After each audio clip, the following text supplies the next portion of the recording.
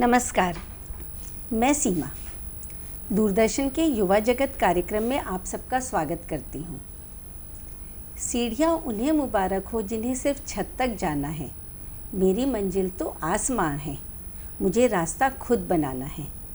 तो आज की जो हमारी मेहमान हैं, जिन्होंने पूरे समाज से, पूरी दुनिया से लड़कर अपना रास्ता खुद बनाया है और आगे भी और आगे तक जाने वाली हैं।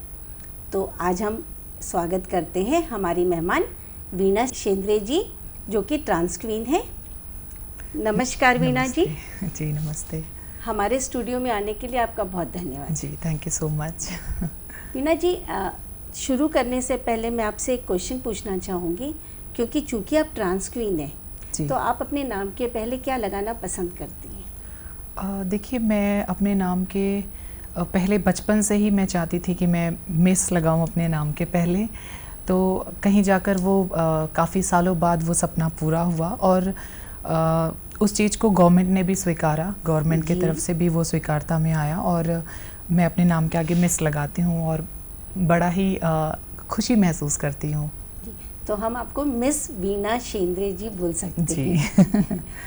जी, तो वीणा जी, आपका जो सफ़र है बहुत मुश्किल सफ़र है, तो ज़रूर हम जानना चाहेंगे कि ये सफ़र आपका कैसे शुरू हुआ? सफ़र तो काफ़ी डिफ़िकल्ट था, मतलब मैं कहूँगी काफ़ी चुनौतियों से भरा हुआ था। मैंने कभी सोचा नहीं था कि मैं मॉडलिंग की दुनिया में इतने आगे तक आ पाऊँगी या मैं इतना कुछ कर पाऊँगी अपनी लाइफ में, क्योंकि जो एक बचपन जो मैंने फ़ेस किया है वो काफ़ी डिफ़िकल्ट रहा है मेरे लिए, क्योंकि मैं जब 5th स्टैंडर्ड में थी तभी मेरी पढ़ाई छूट गई थी और पढ़ाई छूटने के बाद फिर मैं काफ़ी डिप्रेशन में चली गई थी। जी। और डिप्रेशन में जाने के बाद फिर मुझे समझ नहीं आ रहा था कि मैं क्या करूं, लेकिन फाइनली मैं कम आउट किया मैंने अपने आप को। और फिर मैंने अपने पढ़ाई आगे कंटिन्यू किया और मॉडलिंग का भी कुछ ऐसा ही था कि बचपन से ही मुझे कॉम्प्लीमेंट मिलते थे कि मुझे कुछ अपनी लाइफ में करना है, मतलब कुछ तो भी बनना है ताकि लोग मुझसे प्यार करें, क्योंकि बचपन से मैंने देखा है कि स्कूल में और जो आसपास के जो माहौल थे वो थोड़े से अनकम्फर्टेबल थे मेरे लिए, मतलब मैं कंफर्ट नहीं फील करती थी। तो लेकिन ओवरऑल आज मैं बहुत खुश हूँ। नहीं, ये बात तो एकदम सही है वीणा जी कि आपको खूबसूरती को देखकर तो कोई भी आपसे प्यार करने लग जाएगा। वीणा जी, ये बताइए कि जब शुरुआती दिनों में जब आपको पता चला कि आपके अंदर कुछ चेंजेस हो रहे हैं, तो आपने भावनात्मक रूप से क्या महसूस किया? देखिए, मैंने बहुत मैं कहूँगी कि मैं बहुत ज़्यादा ही परेशान थी उस दौरान पे। मैं 15-16 साल की थी तभी मुझे ऐसा लगा था कि कुछ तो भी अलग है मेरे अंदर। मुझे अपने मम्मी पापा से बात करना चाहिए, उनको बताना चाहिए कि मैं क्या फ़ील करती हूँ और कुछ जो मैं फ़ील कर रही हूँ क्या वो सही है या क्या वो गलत है। ये मैं कह सकते हैं कि मैं खुद भी समझ नहीं पा रही थी कि एक्चुअल क्या हो रहा है मेरे साथ। लेकिन अचानक से मैंने अपनी मम्मी के साथ में एक दिन शेयर किया और मैंने मम्मी को बोला कि मम्मी मैं कुछ अलग ही फील कर रही हूँ। तो मम्मी को ऐसा लगा कि नहीं, उम्र के साथ सब कुछ बदल जाएगा, और लिटरली वो बदल ही गया। जी, वो तो बिल्कुल बदल गया। उनको ऐसा लगा था कि बदल जाएगा सब चीज़, नॉर्मल हो जाएगा, लेकिन काफ़ी कुछ और ख़राब हो गया सिचुएशन। जैसे मम्मी ने पापा को बोला कि वो कुछ अलग ही फील कर रही है और उसने मुझे बताया ये सारी चीज़ें, तो पापा ने मुझसे बात करना बंद कर दिया था। लेकिन इतना कुछ फील करने के बाद और इतना सब कुछ होने के बाद भी मैंने अपने पेरेंट्स से अलग होने का या अपने घर से मुझे कहीं मतलब भागना है या जाना है, ऐसा मैंने कभी नहीं सोचा। मैंने हमेशा सोचा कि नहीं, आज नहीं तो कल मम्मी पापा हैं, मान ही जाएंगे। और अल्टीमेटली वो मान ही गए। लेकिन उनका रिएक्शन क्या था जब उनको एकदम से पता चला? क्योंकि ये लोगों के लिए बहुत मुश्किल काम है इस बात को एक्सेप्ट करना। जी, तो उनका क्या रिएक्शन था? उनका एक्चुअली ऐसा था कि देखिए, दुनिया की हर माँ अपने बच्चे के काफ़ी क्लोज होती हैं। तो मेरी भी मम्मी मेरे काफ़ी क्लोज थी, तो उन्होंने मेरी बातों को समझा और वो पापा से उन्होंने डिस्कस किया। तो पापा को लगा कि नहीं, ये सब गलत हो रहा है, ये हम जिस सोसाइटी में रहते हैं उसके लिए, उसके अगेंस्ट से ये सारी चीज़ें, लोग क्या कहेंगे। तो ये सारी चीज़ें हुई, लेकिन मुझे पता था मतलब कि घर पे मेरे साथ कोई भी नहीं बात करता था सिवाय मम्मी के, मतलब मम्मी बस ही थी जो मुझसे बात करती थी और मेरे साथ काफ़ी कह सकते हैं काफ़ी घुल मिलकर मेरे साथ मेरी माँ ही रही है बचपन से। तो मम्मी ने ही शुरू में समझा, लेकिन धीरे धीरे मम्मी ने पापा को समझाया और सारी चीज़ें, क्योंकि अगर वो नहीं समझेंगे तो कौन समझेगा, क्योंकि बाहर तो और कोई मेरा है नहीं जो मुझे समझ सके। तो इस तरीके से काफ़ी समय लगा इन सारी चीज़ों में, लगभग 1 साल का समय लग गया था उन्हें मुझे समझने में। पर 1 साल में सारी चीज़ें सेटल होनी शुरू? जी, सारी चीज़ें सेटल। अच्छा वीना जी, ये बताइए, क्योंकि हम लोगों को किसी को भी जितनी चीज़ें पता है इसके बारे में, ट्रांस वूमन के बारे में, वो कहीं कहीं से उड़ती हुई चीज़ें आती है और एक अच्छा शो नहीं किया जाता। तो आप चूँकि आज इस मुकाम पर पहुँच चुकी हैं, तो आप बहुत अच्छे से दर्शकों को रियल चीज़ बता सकती है कि क्या होता है, मिथ्स क्या होते हैं और कैसा महसूस होता है। देखिए, मुझे ऐसा लगता है कि बहुत सारी ऐसी चीज़ें हैं जो लोग नहीं समझ पाते हैं, और क्या होता है कि बचपन से ही बहुत सारी प्रॉब्लम चालू हो जाती हैं। मतलब बचपन में ही स्कूल में बुली होना चालू हो जाता है, क्योंकि आप थोड़ा सा अलग फील करते हैं, थोड़ा सा जो आपकी बिहेवियर है वो थोड़ा सा अलग होता है काफ़ी लोगों से। तो क्योंकि लोग नहीं समझ पाते हैं और वो उस चक्कर में काफ़ी ज़्यादा डिप्रेशन में चले जाते हैं बच्चे। तो ये चीज़ें जो है सोसाइटी में आनी चाहिए मेरे ख्याल से, और मुझे ऐसे लगता है कि पेरेंट्स को अपने बच्चों को समझना चाहिए, क्योंकि ऐसे बहुत सारे बच्चे हैं जिनको आप इजीली एक्सेप्ट करते हैं, अपने साथ रखते हैं, तो फिर मैं क्यों नहीं। तो ये चीज़ें होनी चाहिए कि बच्चे को समझें माँ बाप। और मैं अपना एक किस्सा अगर मैं बताऊं, तो हमारे घर पे एक फंक्शन था जहाँ पे मेरी मम्मी ने सबके सामने ये बोला कि जो भी हो, लेकिन ये मेरा बच्चा है और ये हमेशा मेरे साथ रहेगा। तो ये ऐसा जो एक पेरेंट्स का सपोर्ट होना चाहिए, वो हर किसी के लिए होना चाहिए, क्योंकि ये बहुत ही ज़रूरी है। और अगर पेरेंट्स नहीं समझेंगे तो कौन समझेगा। तो ये आपके आसपास का जो माहौल रहता है वो आप सबसे पहले तो ठीक करें। मुझे शुरू घर से होना चाहिए, पेरेंट्स समझे तो फिर आगे और लोगों को समझाया जा सकता है। अच्छा वीना जी, ये ट्रांस वुमन होता क्या है? आपको कैसे पता चला? जी, ट्रांस वुमेन जो होती हैं वो बाय बर्थ उनका जो बॉडी होता है वो अलग होता है, उनका जो सोच, उनका जो सोल होता है वो अलग होता है, और एक समय के बाद उनको बहुत सारे प्रोसीजर्स होते हैं जिस पे हार्मोन ट्रीटमेंट होते हैं, सर्जरीज होते हैं, सारी चीज़ें। उसके बाद वो अपने आप को एक पीसफुल लाइफ दे सकते हैं इन सारी चीज़ों से गुजरने के बाद, क्योंकि वो जो मिसमैच है वो आप लाइफ टाइम नहीं रह सकते उसके साथ में, क्योंकि आप फील कुछ और कर रहे हैं और आपका जो शरीर है, जो आपका बॉडी है वो अलग है। तो ये इन दोनों चीज़ों का मिसमैच होना ही एक ट्रांस पर्सन मैं कहूँगी होता है। तो काफ़ी समय लगता है इन सारी चीज़ों में। अच्छा वीना जी, ये बताइए कि आपने ब्यूटी वाला जो एरिया होता है, ब्यूटी क्वीन, इंटरनेशनल क्वीन, ये वाला रास्ता मुश्किल था, शुरुआत कैसे हुई इसकी? एक्चुअली शुरुआत ऐसी हुई थी, मैंने एक ब्यूटी पेजेंट में पार्टिसिपेट किया था, और मुझे मेरे पार्टिसिपेशन के बाद वहाँ से मुझे कॉल ही नहीं आया था। तो मुझे काफ़ी मतलब दुख हुआ था कि मुझे कॉल क्यों नहीं किया गया। और उसके बाद फिर मैंने सोचा कि कुछ तो भी करना है लाइफ में, एंड लकीली एक ट्रांस लोगों के लिए एक पेजेंट छत्तीसगढ़ में किया गया, जो मिस सेंट्रल इंडिया छत्तीसगढ़ करके किया गया था JCI के द्वारा। तो वो उसमें मैंने पार्टिसिपेट किया और फिर मैं वो पेजेंट जीत गई, एंड उसके बाद फिर मैं नेशनल लेवल के पेजेंट पे गई, एंड वहाँ पे भी मैं जीत गई, एंड देन फिर मैं इंटरनेशनल पेजेंट पे गई और इस तरीके से मेरी जर्नी की शुरुआत हो गई। इंडिया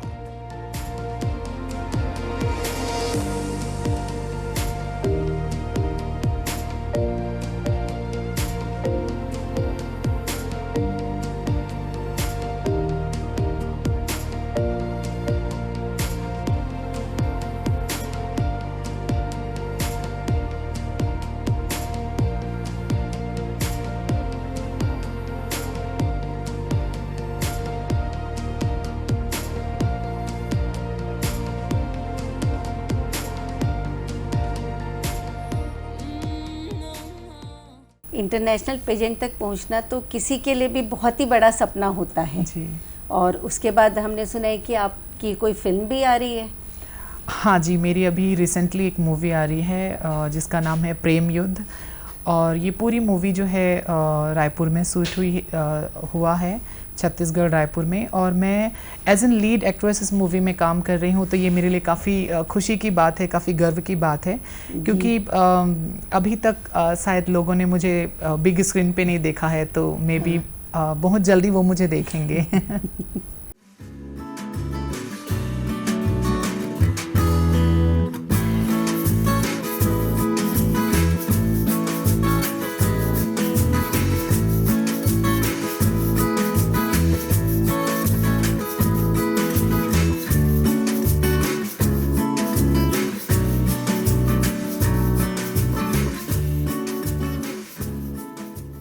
अच्छा वीना जी, जो आपका इतना सारा कॉन्फिडेंस है जी और शुरुआत करने पे भी बोलते हैं ना कि हर किसी के पीछे कोई ना कोई बैकिंग होती है। जी जी जी। तो आपके पीछे किसकी बैकिंग है? देखिए, मैं सबसे पहले तो ये कहूँगी कि एक तो मेरी जो फैमिली है वो मेरा बैकबोन है, वो काफ़ी मतलब उन्होंने मुझे काफ़ी सपोर्ट किया है। मेरी फ्रेंड है विद्या जी, जिन्होंने मुझे शुरू से लेकर अभी तक वो मुझे सपोर्ट करती आई हैं, और ऐसे बहुत सारे लोग हैं। मैं कहूँगी कि एक होता है ना कि आपको सपोर्ट मिलता चला जाता है और आप आगे बढ़ते जाते हैं, तो इस तरीके से बहुत सारे लोग हैं जिन्होंने मुझे काफ़ी सपोर्ट किया है। मेरा पेरेंट्स, और उसके बाद फिर विद्या जी, और भी मेरे बहुत सारे फ्रेंड्स हैं जिन लोगों ने मुझे काफ़ी सपोर्ट किया है। और वीना जी, विद्या जी शायद कुछ और भी इस एरिया में काम कर रही हैं, लोगों को गाइड करना।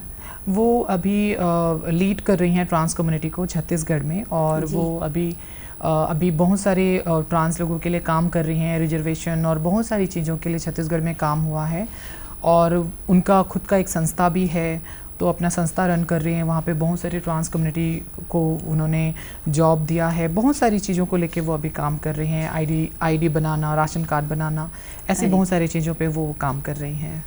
ओके।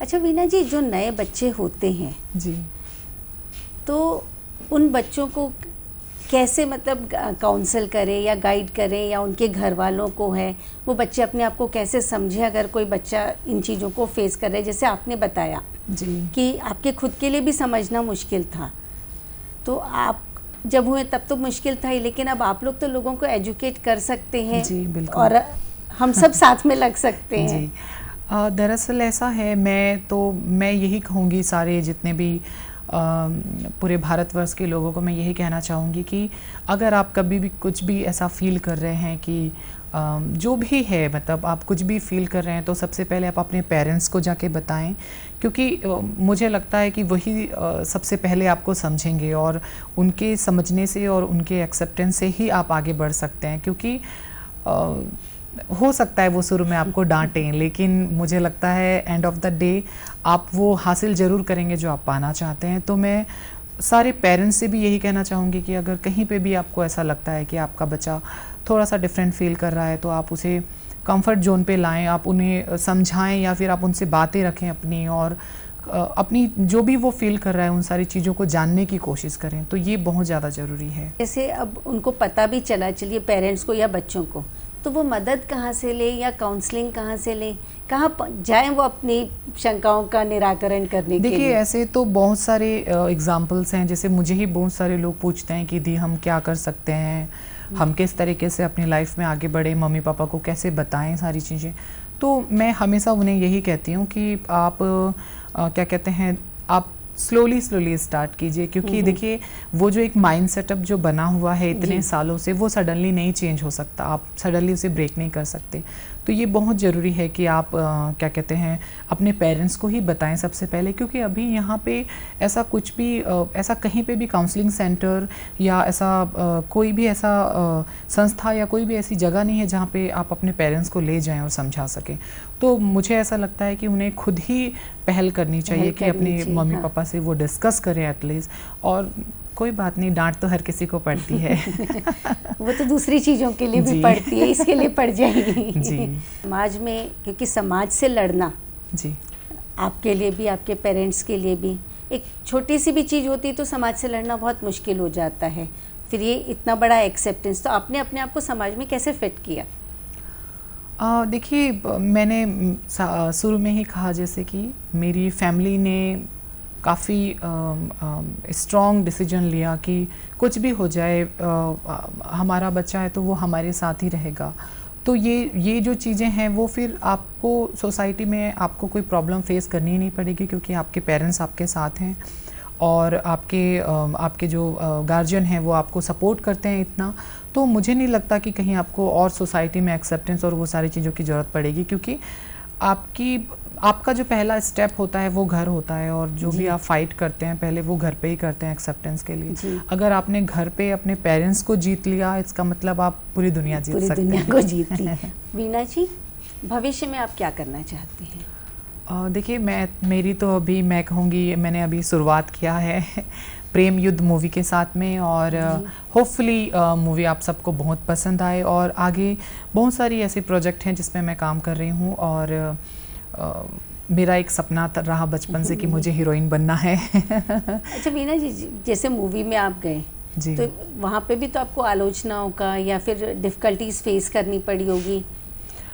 देखिए, मैं एक छोटा सा किस्सा ही बताना चाहूँगी प्रेम युद्ध से। एक्चुअली जब मैंने ये मूवी साइन किया था प्रेम युद्ध, तो हमारे जो डायरेक्टर सर हैं सुमित मिश्रा जी, उन्होंने मुझे साइन करने का सोचा कि मूवी में वीना जी को लेना है, लेकिन उनके साथ एक्सपीरियंस काफ़ी गलत रहा। लाइक लोगों को ये बोल रहे थे लोग उन्हें कि कैसे हम वो कर सकेंगे, स्क्रीन पे कैसे लाएंगे, हो सकता है तुम मूवी ना चले, हो सकता है, मतलब अभी तक क्योंकि ये जो माइंडसेट बना हुआ है वो बदल नहीं सकते। तो वो सर ने मुझे एक बात कही थी, वो आज भी मुझे याद है कि कहीं से तो शुरुआत होनी चाहिए। तो उन्होंने जो मेरे लिए इनिशिएटिव लिया और वो उन्होंने जो मुझे इस मूवी में मौका दिया, तो मैं उनको दिल से धन्यवाद कहना चाहूँगी। और काफ़ी सारी चीज़ें हुई, लाइक लोगों को ऐसा लगता है क्योंकि वो ट्रांस वुमेन है तो शायद लोग पसंद ना करें, शायद लोग स्क्रीन पे देखना पसंद ना करें, ये सारी चीज़ें तो हुई। एज ए लीड एक्ट्रेस तो आप पहली ट्रांस क्वीन होंगी किसी भी मूवी में? जी, भले ही मूवी छत्तीसगढ़ में बन रही है, पर मेरे को नहीं लगता कि शायद इंडिया में भी कभी ट्रांस क्वीन लीड रोल में आई हो। हमेशा उनको कैरेक्टर रोल या साइड रोल दिया गया है। अब एक समय था जहाँ पे थोड़ी बॉलीवुड में कॉमिक तरीके से क्या कहते हैं ट्रांस पर्सन्स को दिखाया जा रहा था, लेकिन अभी समय बदल रहा है। अभी लोग काफ़ी अच्छे से क्या कहते हैं एक्सेप्ट कर रहे हैं सारी चीज़ों को, और OTT प्लेटफॉर्म्स हों, चाहे फिर वो बॉलीवुड में हो, बहुत सारे जितने भी जगह हैं, बहुत सारे मौके और अपॉर्चुनिटीज़ मिल रहे हैं लोगों को। तो अभी तो मेरे ख्याल से समय बदल रहा है, और आई होप आने वाले कुछ सालों में सब कुछ और अच्छा हो जाएगा। और अच्छा।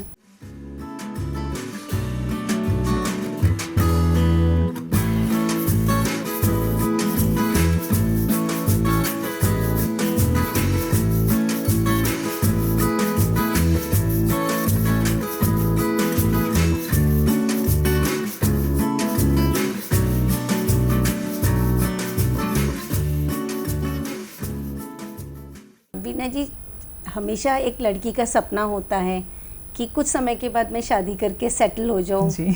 आप क्या सोचती हो उस बारे में? देखिए, शादी को लेके तो मैं ऑनेस्टली बोलूं तो मेरे घर रिश्ते भी आए हैं, मेरे पास ऑफ़र आए हैं शादी के, लेकिन क्योंकि मुझे अभी अपने कैरियर पे ध्यान देना है, कैरियर बनाना है, तो मैंने उतना ज़्यादा उस चीज़ पे फोकस नहीं किया। लेकिन हाँ, कभी ना कभी तो करना ही है। अच्छा वीना जी, एक चीज़ आपने बोली थी कि आपको स्कूल बहुत छोटी एज में छोड़ना पड़ गया था। जी। तो कुछ इस राह में आप सोचते हैं कि और बच्चों को ना छोड़ना पड़े?